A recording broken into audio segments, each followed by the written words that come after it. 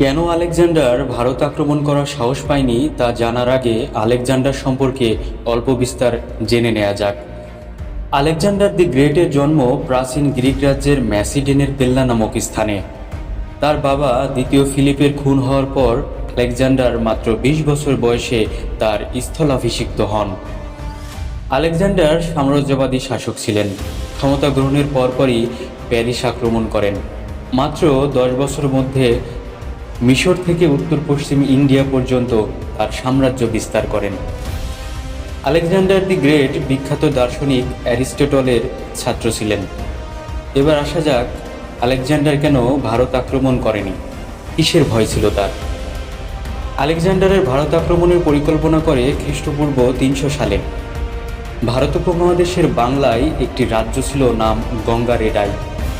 প্রাচীন গ্রিক ও রোমানরা এই গঙ্গা রেডাই সম্পর্কে খুব ভালোভাবে জানতেন। আলেকজান্ডার তার বিশ্ব শাসনের স্পৃহা থেকে ভারত আক্রমণের পরিকল্পনা করলে তার সৈন্যরা আলেকজান্ডারকে নিষেধ করেন। আলেকজান্ডার এর সেনাবাহিনী খুব ভালোভাবে জানতেন ভারত উপমহাদেশে গঙ্গা রেডাই নামক রাজ্যটি এত শক্তিশালী যে তাদের সাথে যুদ্ধ করে টিকে থাকা মুশকিল হবে। যেহেতু ভারত আক্রমণ করতে গেলে গঙ্গা রেডাই আক্রমণ করতেই হবে, তাই আলেকজান্ডার তার সৈন্যদের কথা শুনে ভারত উপমহাদেশ আক্রমণ থেকে সরে আসে।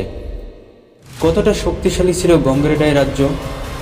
আলেকজান্ডার ও তার সেনাবাহিনীর তথ্য মতে সিন্ধু পরবর্তী বিভিন্ন ইতিহাস এবং গ্রিক ও ধ্রুপদী লাতিন ভাষায় লেখা বিভিন্ন ইতিহাস ও ইতিহাসবিদদের বর্ণনা মতে খ্রিস্টপূর্ব ও তৎপরবর্তীকালে গঙ্গা রেডাই রাজ্যের মতো এত শক্তিশালী রাজ্য পৃথিবীতে আর ছিল না।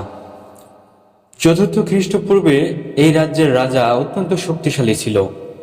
রাজার ছিল ৬০,০০০ পদাতিক সেনাবাহিনী, ১,০০০ অশ্বারোহী ও ৭০০ হস্তী বাহিনী। এ কারণে আলেকজান্ডার ভারত উপমহাদেশ আক্রমণ থেকে বিরত থাকে। গঙ্গা রেডাই শব্দের অর্থ গঙ্গা নদীর অববাহিকায় যে রাজ্য। টলেমিও একই কথা বলেন। ইতিহাস ও পুরনো দলিলপত্র ঘেঁটে দেখা গেছে বর্তমান বাংলাদেশ, পশ্চিমবঙ্গ ও নেপাল এই গঙ্গা রেডাই রাজ্যের অন্তর্ভুক্ত ছিল। অনেকে মনে করেন পশ্চিমবঙ্গের ২৪ পরগনা জেলায় ছিল এই রাজ্যের রাজধানী। প্রাচীন এই রাজ্যটি কিভাবে বিলুপ্ত হয় তার কারণ জানা যায়নি।